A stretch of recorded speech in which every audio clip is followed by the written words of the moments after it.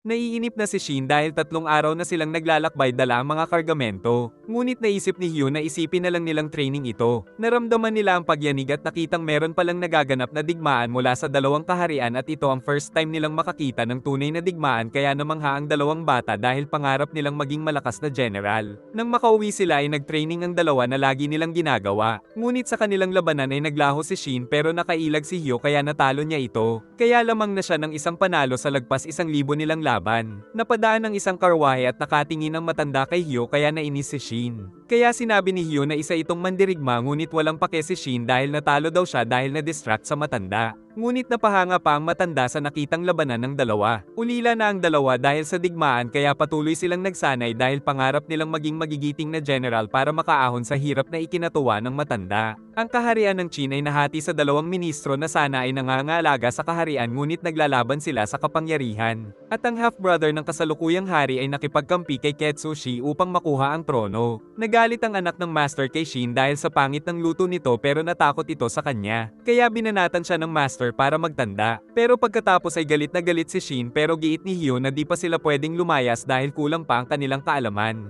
Biglang pinatawag si Hyo at nakita ang matandang nakilala kanina na isa palang executive ng Royal Court na si Shoban Kon dahil kailangan daw nito si Hyo sa isang importanteng trabaho. Narinig ni Shin na sinubukan ni Hyo na isama siya pero ayaw ni Shobon. Nagdalawang isip si Hyo dahil ayaw niyang maiwan si Shin kaya babalik na lang daw si Shobon. Hindi mahanap ni Hyo ang kaibigan at nakita niyang nag-iisip ito ngunit nagkasundo silang sasama si Hyo para sa kanilang pangarap sa kanaglaban at pinangako ni Shin na magiging mas malakas siya. Lumipas ang panahon at nagsipag si Shin sa trabaho at pag-eensayo. Nang magpunta siya sa bayan ay narinig niya ang balita na pinatay daw ang hari at ang mga tagasunod nito. Pero sinabi ng tindero na palagi namang may ganitong fake news. Nainis si Minister of the Left Ketsushi dahil nalaman niyang naamoy ni Minister of the Right Ryofo ang kanilang plano. Sa kabila nito ay di nababahala si Prince Seikyo ngunit sabik na siyang mapatay nila ang hari para makuha niya na ang posisyon nito. Iniisip ni Shin kung totoo ang narinig sa bayan kaya nag-aalala siya kay Hyo. Nang biglang may kumatok sa 10 oras ng gabi at ikinagulat niyang nakitang duguan si Hyo. Nagising ang master na nais pang tumawag ng doktor nang sinabi ni Hyo na inatake sila ng mga sundalo ni Seikyo at nababahala siyang baka nasundan siya ng mga ito pero ipagtatanggol daw siya ni Shin. Ibinigay din nito ang isang mapa at nais niyang magtungo si Shin sa bayan ng mga pusakal na Kokohimura Village at kahit di naiintindihan ni Shin ay pumayag na lang siya subalit tuluyan nang nagpaalam ang matalik na kaibigan kahit di pa nila natutupad ang kanilang pangarap kaya galit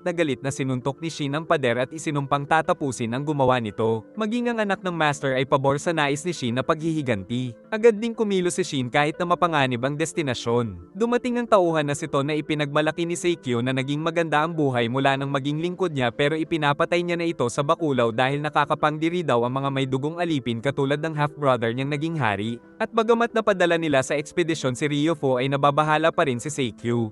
Ngunit di nila alam na merong mga nagmamasid sa kanila. Natakot sila nang dumating ang assassin na naghahanap kay Hyo. Saka kinuha nito si Hyo at balak pugutan pero sumigaw ang bata na ikinatakot ng mga magulang kaya sinapok ang ama at kinuha ang bata at tinusok sa hita. Habang tumatakbo si Shin ay nakita siya ng isang nakakostume ng kwago. Tapos nakasalubong niya pa ang mga bandido na nais kunin ang kanyang espada subalit tinapos kagad ang mga tauhan at sinunod ang pinuno. Naikinainis nito kaya ipinag-utos na huntingin si Shin. Dumating ang mga reinforcements subalit tinalo sila lahat ni Shin at ipinakita ang malahalimaw na lakas niya sa mga ito hanggang sa maubos. Subalit patungo na sa kanya ang assassin samantala nakarating na rin siya sa unang bahagi ng mapa at pinasok niya ang isang kubo ngunit nakapagtatakang nandoon si Hyo. Tapos paparating pa ang mapanganib na assassin. Sumakit ang katawan ng mga bandido dahil kay Shin. Saka dumating ang assassin na pinagtawanan nila ngunit dumaan lang ito ay nahulog kaagad ang ulo ng isa. Kaya nakilala nilang ito ay isang Vermilion Slayer mula sa kinatatakutang assassin clan. Naguguluhan si Shin ngunit wala na silang sapat na oras dahil dumating na ang assassin. Nalaman ni Shin sa assassin na ito pala ay si King Issei at naging decoy si Hyo dahil kamukha nito ang hari pero di niya matanggap na dahil dito ay namatay ang kaibigan. Nais daw manood ng assassin kung paano ipaghiganti ni Shin si Hyo kay King Issei. Pero ang assassin na pumatay kay Hyo ang sinugod ni Shin na tila nakikipaglaro lang sa kanya hanggang sa masipa siya nito. Di na makapaghintay si Prince Seikyo na makita ang ulo ni King Issei kaya pinahirapan ng kanyang bakulaw ang isang tauhan. Pero siniguro ni Ketsushi na wala pang nakakatalo sa assassin na ipinadala.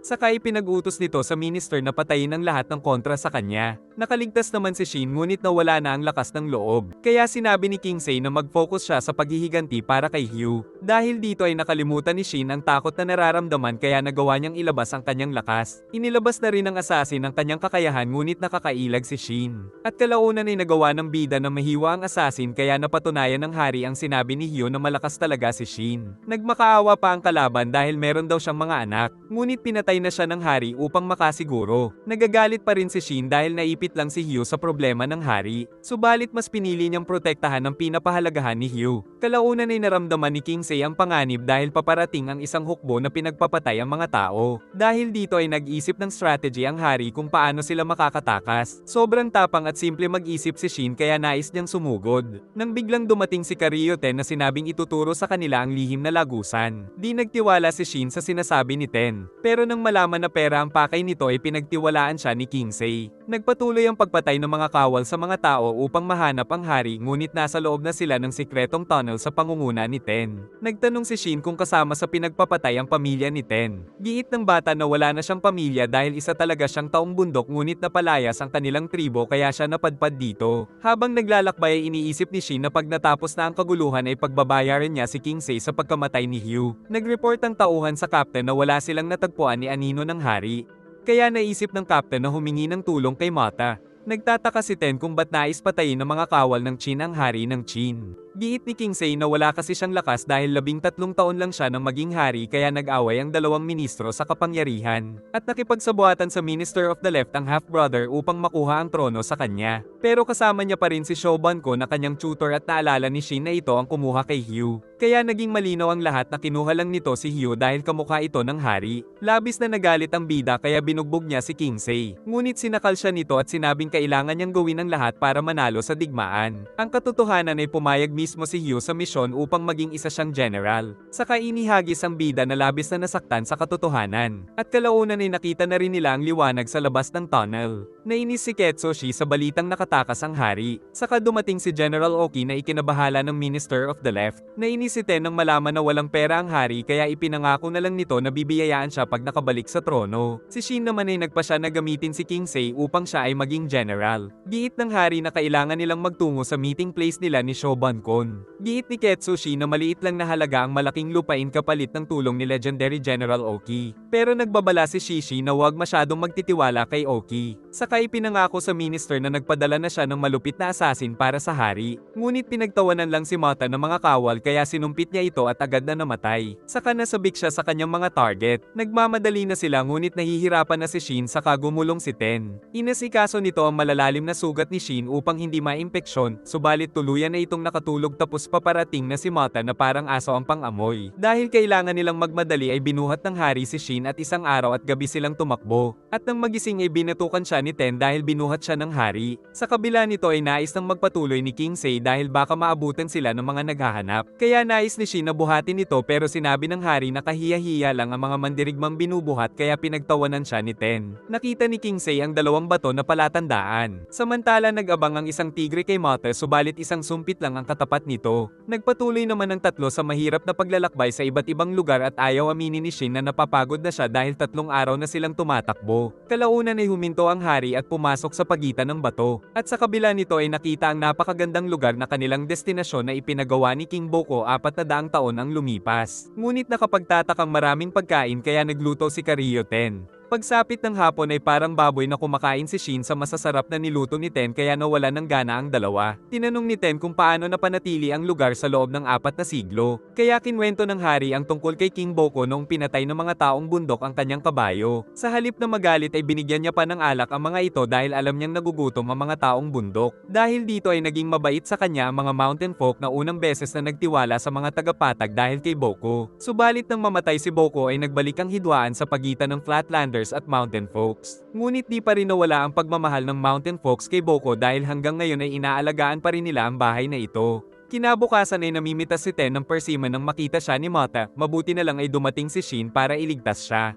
Ngunit nasusundan na rin sila ng iba pang sundalo dahil sa iniwan na palatandaan ni Mata. Nagalit si Mata kaya papahirapan niya daw si Shin bago patayin at naramdaman naman ni Shin ang takot sa gamit nitong sumpit. Naisip ni Mata na iniisip ng mga taga-Chin na sumpit lang ang sandata nila kaya ipapakita niya daw ang kanyang lakas gamit ang axe kaya sumugod ito ngunit sa bilis ay tinamaan ang bida pero nahiwa siya ni Shin. Dahil dito ay nagbanta si Mata na lalaslasin ang kanyang lamang loob. Nakiusap si Ten na tulungan ng hari si Shin pero ayaw ni Shin kaya nang sumugod ang kalaban ay pinilit niyang lumaban ngunit nagpaikot-ikot ito at nang balagbag at muntik pang mahiwa ang tiyan ng bida mabuti ay nasa lag kaso napatalsik siya. Napansin nilang kinakabahan si Shin kaya sinabi ng hari na huwag siyang matakot na ikinainis naman ng bida kaya matapang na nakipagsabayan at pareho silang nagkahiwaan. Tinatanong ni Shishi kung totoong napatay ni General Uki si Shou Bankon kaya kinwento ni Uki ang kanilang labanan at nagawa pang alalahanin ang nakaraan noong magkasama pa silang lumalaban. Ngunit sa Sukadachi Hill ay lumabas ang mas maraming kawal ni Shou Bankon pero meron din naghihintay na ambush unit si Uki at nagsimula ang kanilang duelo. Sa present ay pinakita nito ang pinaglagyan ng ulo ni Shou Bankon at kung di sila maniniwala ay patutunayan daw ni Uki gamit ang kanyang sibat. Pero tinanong pa ni Shishi ang kanyang pakay. Sagot ng general na nais niyang magkaroon ng napakatinding labanan dahil ito ang nagpapainit ng kanyang dugo. Samantala naghahanap ang puwersa ni Prince Seikyu nang birahin ito ng sibat ng puwersa ni Shou Bankon. Napansin ni Ten na lumakas si Shin. Giit ni Kingsei na malakas naman talaga si Shin dahil sa pagsasanay na ginawa nila ni Hugh. Nagtataka na si Mata kung ba't napakatapang ni Shin at nagsisimula na siyang matalo nito kaya napatalsik siya. Tapos pinaghihiwa siya ng bida hanggang sa matalo ang assassin. Subalit nais nitong patayin ng hari bago siya mamatay, mabuti na lang ay dumating si Shou Bankon. Saka nagbigay galang ang mga ito sa mahal na hari at napaiyak ang matanda na ligtas si Kingsei. Pero nagagalit si Shin sapagkat dahil sa kanila ay namatay si Hyo kaya napasugod siya ngunit pinatulog ni Heki. Binigyan sila ni Karyote ng mga pagkain. Nagising si Shin na masakit ang katawan at ganun din ang mga kawal pero masaya silang ligtas si Kingsei. Napag-usapan ng tatlo ang nakakabahalang pagsali ni General Uki sa labanan. Naalala ni Shobo na pinatalsik lang siya ni General Uki sa bangin kaya nagtataka siya kung ba't di siya pinatay.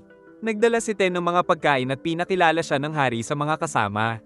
Sinabi niya rin na si Shin ang kaibigan ni Hyo kaya nais ni Heki na sabihin kay Shin ang nangyari kaya ipinatawag si Shin pero ayaw niya daw sumunod kay Sei. Nagalit ang mga kawal dahil tinawag niya lang sa pangalan ng hari. Ngunit kalaunan ay pumayag na siyang magtungo nang makita naman ni Ten ang blowgun ni Mata. Nais niyang kumuha ng poison dart ngunit buhay pa pala si Mata. Kaya nagkasundo silang di isusumbong ni Ten basta bigyan siya ng poison darts. Dumating si Shin kaya kinwento ni Heki nung pinoprotektahan nila ang decoy carrier na si Hyo ang laman. Ngunit nang natatalo sila ay lumabas si Hyo para pamunuan ang pangkat. Ngunit pinag-utos nitong iligtas si Shou Bankon dahil kailangan nito ng tunay na hari. Ngayon ay di rin akalain ni Heki na namatay si Hyo. Giit ni Shin na tutulungan niya si Kingsei pero kapalit ay nais niyang maging general na ikinagulat nila Shoban at Heki. Aminado din si Shin na mahina ang kanyang ulo kaya umaasa siya noon kay Hyo. Pero ngayong wala na si Hyo ay kailangang ipaliwanag sa kanya kung paano siya magiging general. Sleeping darts ang binigay ni Mata kay Ten dahil masyadong mapanganib ang poison dart.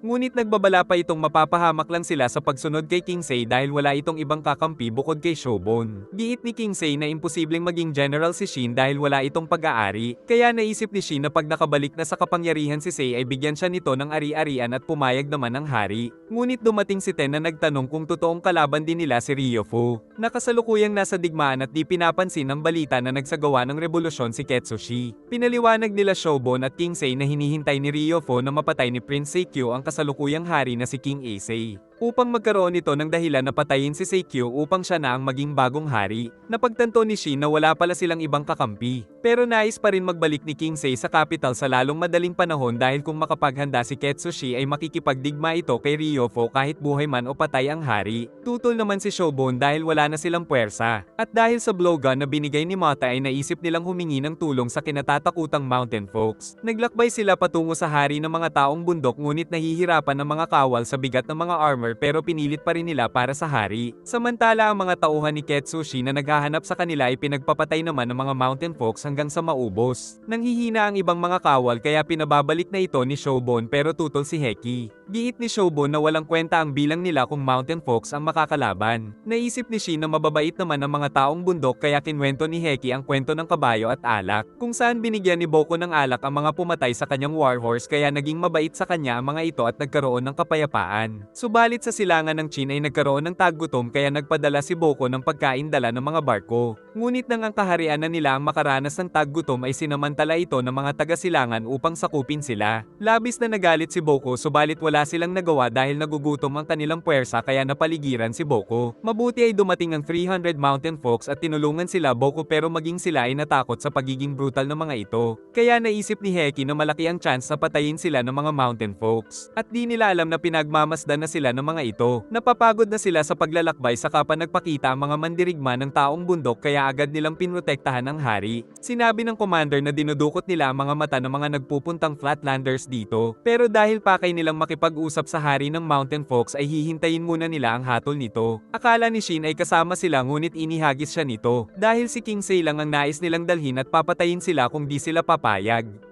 Kahit malaki ay napatalsik ni Shin ang si Tajifu. Saka naghanda sila sa labanan ng dalawang grupo subalit pinatigil sila ni Kingsei at kusang loob na sumama sa mga ito. Tumanggi si General Oki na maging commander sa unit upang pigilan ang puwersa ni Ryofo na makabalik. Habang nagpapahinga ay inatake ni Shobun si Shin at nakipaglaban ngunit pinuntiryan niya ang sugat ng matanda. Saka nakiusap si Shobun na puntahan ni Shin ang hari dahil matanda na siya para dito. Pero siniguro ni Shin na ito naman talaga ang kanyang balak sa simula pa lang. At bago siya umalis ay humingi ng tawad si Shobun sa nangyari kay Hugh. Saka naglakbay sila ni Ten patungo kay Kingsei.